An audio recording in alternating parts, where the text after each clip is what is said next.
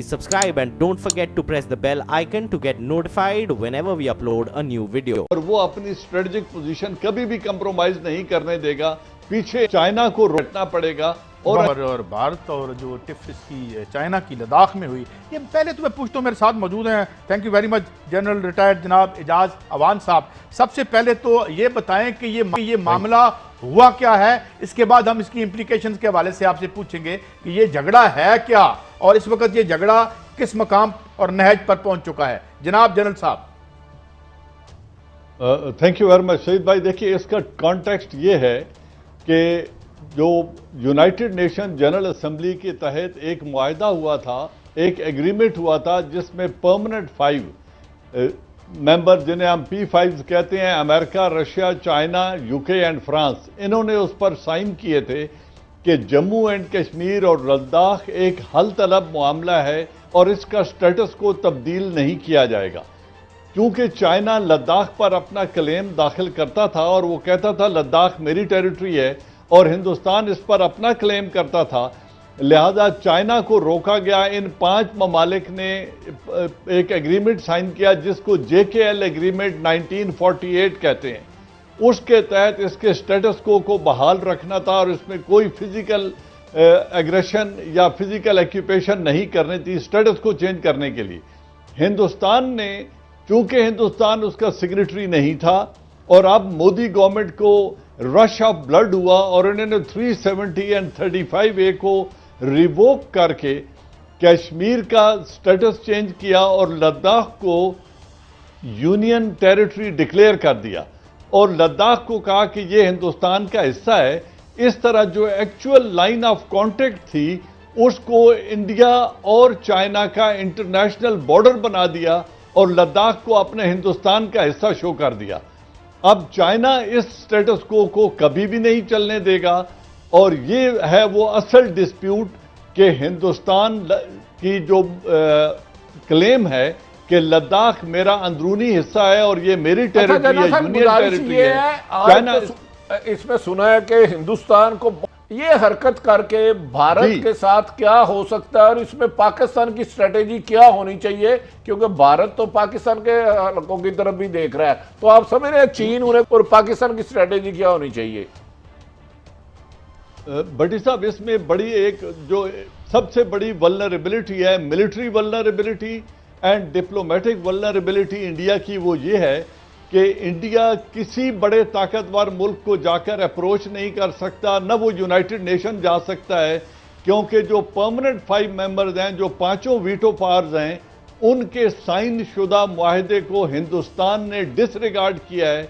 और यूएन के एक एग्रीमेंट को डिसरिगार्ड करते हुए स्टेटस को चेंज कर दिया है। तो डिप्लोमेटिकली एंड पॉलिटिकली वो एक्सपोज है चाइना के साथ। दूसरी तरफ इसने नेपाल और पाकिस्तान के साथ अपना जो एक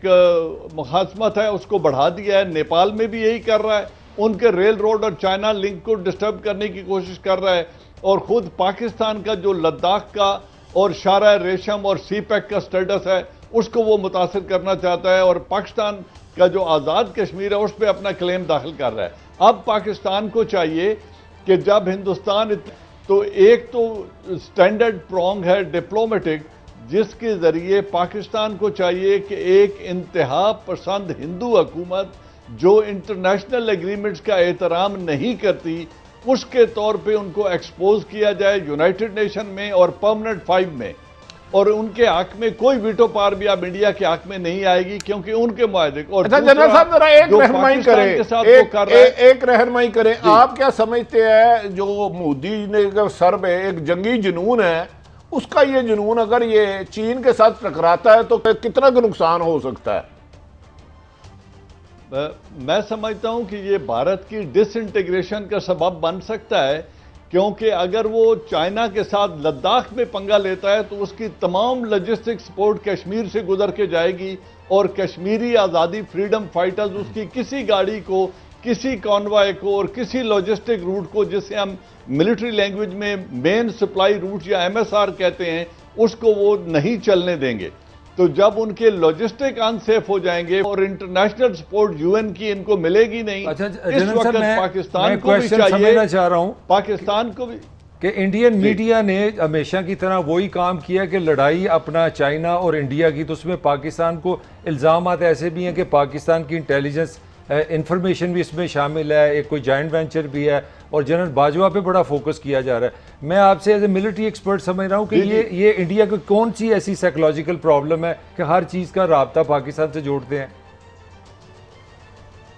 یہ اس وقت انہیں جو کشمیر میں مشکل کا جس کا سامنا ہے، ایک وہ پاکستان آرمی چیف کو اور پاکستان آرمی کو ڈسکریڈٹ کرنا چاہتے ہیں، اور ان کو وہ ایک بونڈا سا الزام لگا کے، ایک بے بنیاد بات کر کے کہ جی انہوں نے کشمیر کو ترک کر دیا ہے، چھوڑ دیا ہے، ایبینڈن کر دیا ہے۔ ایک طرف یہ الزام لگانا چاہتے ہیں،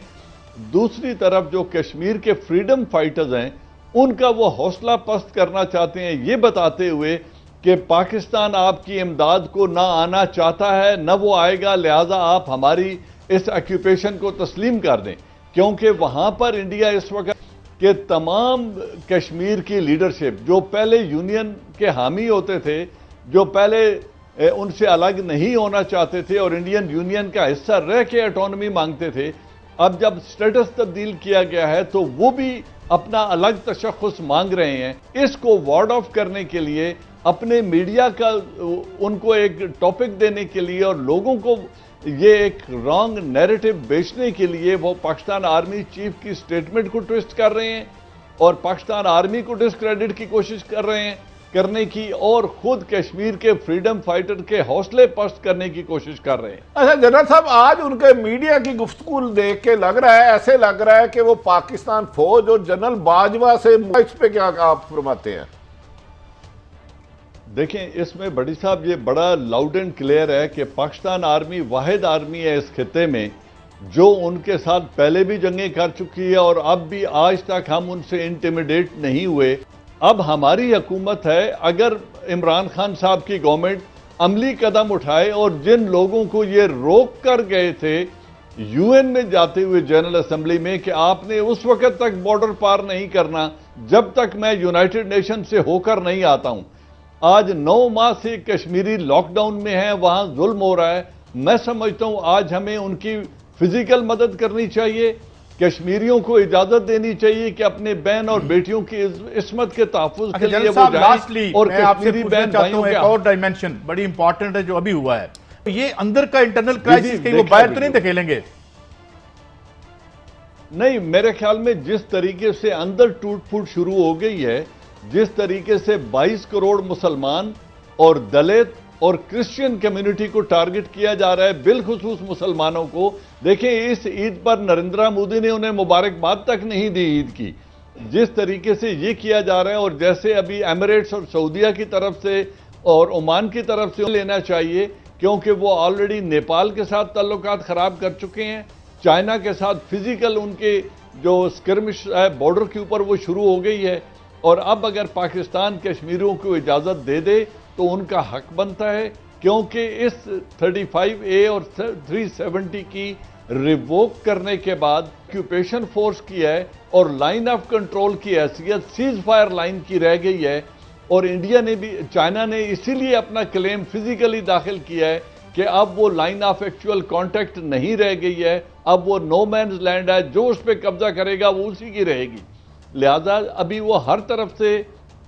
ملیٹریلی، پولیٹیکلی اور ڈپلومیٹیکلی انڈیا فردر ایسکیلیشن کا خطرہ ہے چائنا اور انڈیا کے مابین؟ انڈیا مجھے لگتا ہے اس کی منتیں کرے گا، پریزیڈنٹ پیوٹن کو انوالو کر کے چائنا کی ڈائیلاگ کے ذریعے روکنے کی کوشش کرے گا، لیکن چائنا کتنا بڑا اسٹریٹجک سمجھوتا کرنے کو تیار ہے یہ چائنیز پہ ڈیپینڈ کرتا ہے، کیونکہ اگر وہ لداخ کو چھوڑتا ہے تو اس کی جو شاہراہ ریشم اور سی پیک ہے اس کو ہندوستان افیکٹ کرتا ہے، اور وہ اپنی اسٹریٹجک پوزیشن کبھی بھی کمپرومائز نہیں کرنے دے گا، پیچھے چائنا کو روکنا پڑے گا، اور